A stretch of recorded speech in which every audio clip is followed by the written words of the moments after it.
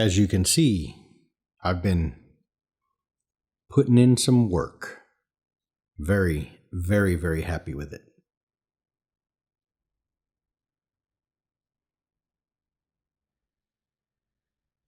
Cleaned up the office. It's just so much more elegant. Or whatever you want to call it. Still have my little functional workstation over there if I want to throw down some work. But a little resting place for the long, drawn-out nights of D&D prep. Beefy computer. I went back and forth, bought some things, returned some things, so on and so forth. You know, even went down the road of Apple computer. But they offer 2 weeks. Bring it home, try it out, do all the design stuff, learn the software, bring it back if you don't want it. So I've settled on a beefy machine right there. The cables look good. Look, see? See how pretty? Anyway. Proud of this. Happy with it. But enough of that gaggle. As you can see, brand new setup. I'll get it all fixed in short order. But anyway, enough preamble, enough of the BS. I thought a good way to jump back into the videos and get some stuff uploaded. As I indicated, I've been somewhat busy, so there hasn't been any content in a couple of weeks. I thought a good way is I'm just going to jump on ArtStation, or I did jump on ArtStation, and right there on the front page, so you can do the same thing. I found this really cool piece of artwork by Alexei Kruglov. Now, I'm not Alexei. I'm not trying to claim this artwork. This is not mine. I do not own this, but I thought I'd show it to you. And what I'm going to do is my 5-bullet system, right? You may be familiar with these sort of things. There's the art. Pictures are worth 1,000 words. They can spark creativity if you are at a bit of a lull creatively, or you just need to create some content for your game. Here's a process that I go through that you may also be able to go through to really give you something that you can chew on, right? Some good, crunchy gameplay, all right? I'm going to move this guy and give you a little bit of a better, haha, that's the D&D book angle. You like that? Okay, so here's what I'm going to do. I'm going to write down 5 things that I see from this image that I can run from or run off of. I'm not going to run away from it. Don't be scared. And those 5 things are going to prompt questions and answers. And in that, you formulate gameplay. You create content. And if you take that, stack them on top of one another, you build hours, you build a session, you build adventure, you build a story arc, you build an entire campaign. Okay? This applies for all role-playing games, not just D&D. But here we go. Machine thing of flying. Wow. Machine.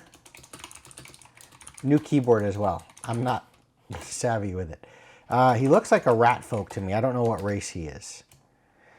Standing on a rare crystal thing.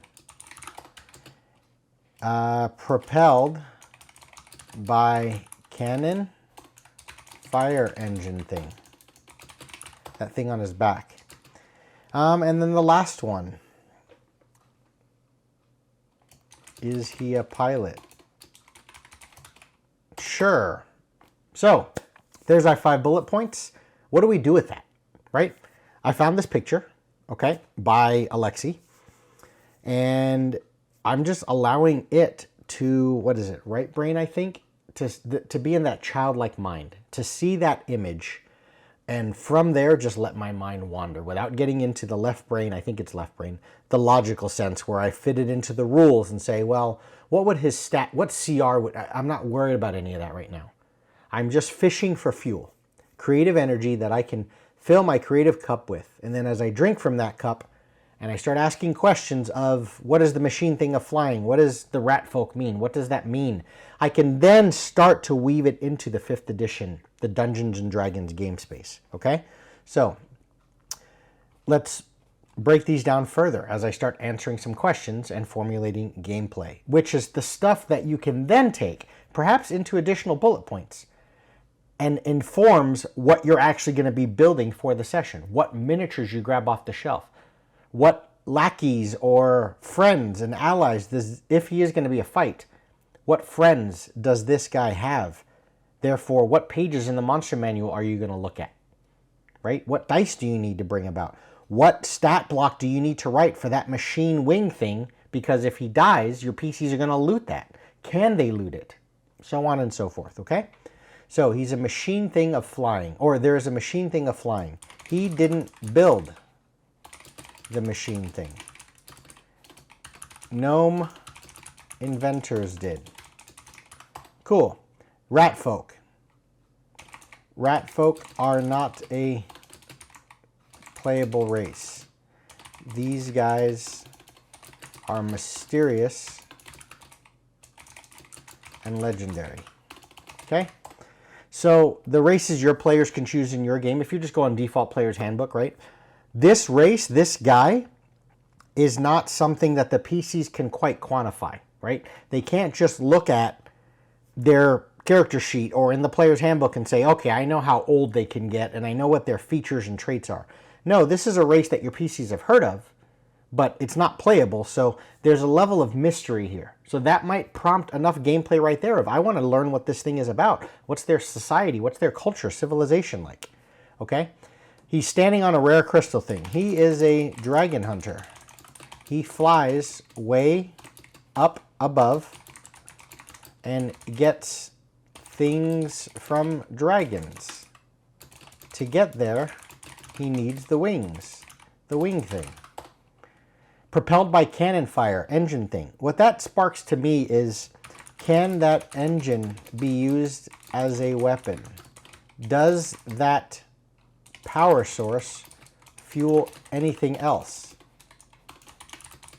And I'm just looking at that thing on his back that is churning of gears and twisty things and fire.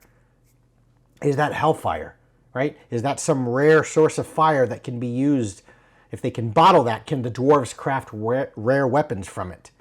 Can that thing, can he lean and cannonball somebody or something like that, right?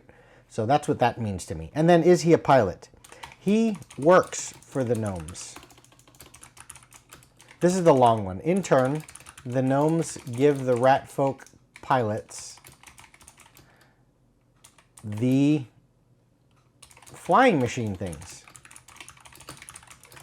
The rat folk use it to barrage and basically bomb enemies from above. So the rat folk want these flying machine contraptions that are built by the gnomes. And the reason why they want it is they're able to use it to gain flight and work from and attack from elevation and fly over their enemies, whatever their enemies are, right? But notice, you're starting to ask more questions. But as pilots, the rat folk are sent to dragon layers way up above, that's why they need to fly, to gather cool materials that the gnomes want. Let me do some word wrap. The rat folk have immunity or just resistance to many of the aura layer dragon effects. Therefore, that's the reason why the gnomes can't go do it themselves, right? These rat folk, they're just born that way. They just have this, similar to like dwarves with poison. The rat folk just have the ability to endure the horrible environment that many of these rare dragons lurk in, that they layer in. So they're the exact, they're the perfect individual or group to be sent out to go deal with this stuff. So these guys work for the gnomes. But notice we now have a gnome faction that we need to work around, right? They're inventors. Will they invent some of these things for PCs? If the PCs are trying to gain verticality in their world, if they're trying to cross an ocean that's said to, be inhabited by a kraken, and they don't want to go on boat, obviously they don't want to swim, maybe they need to get with these gnomes. Maybe they need to kill these things, but then do they draw the ire, the anger of the gnomes?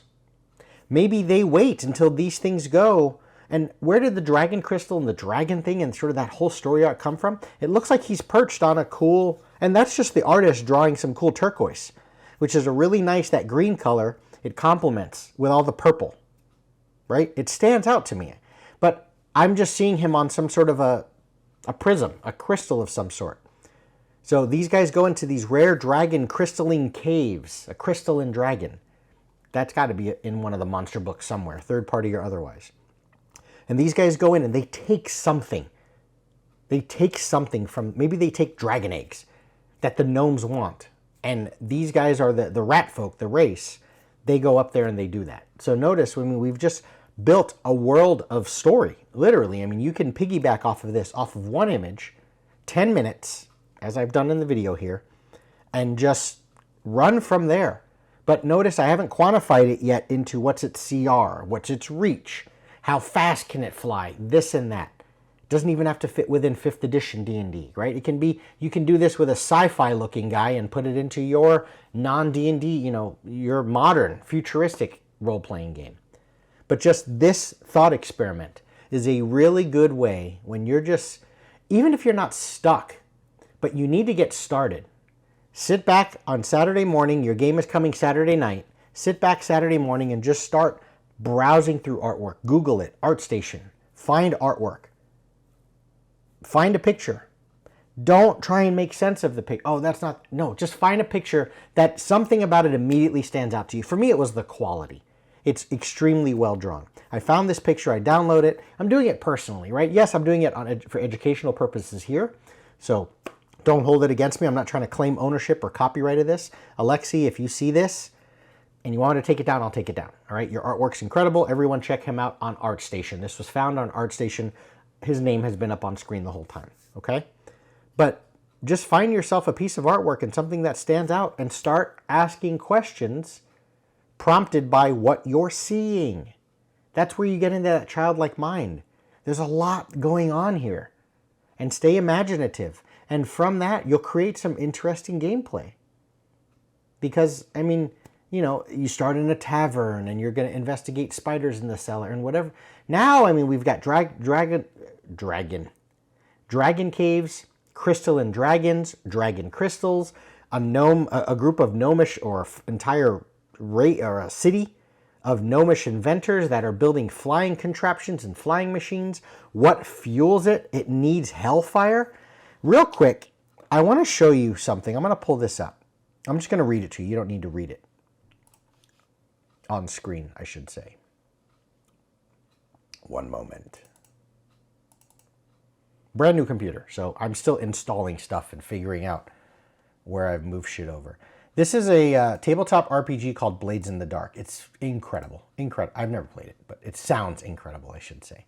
Here's one thing I really love. Their introduction has an awesome selling point.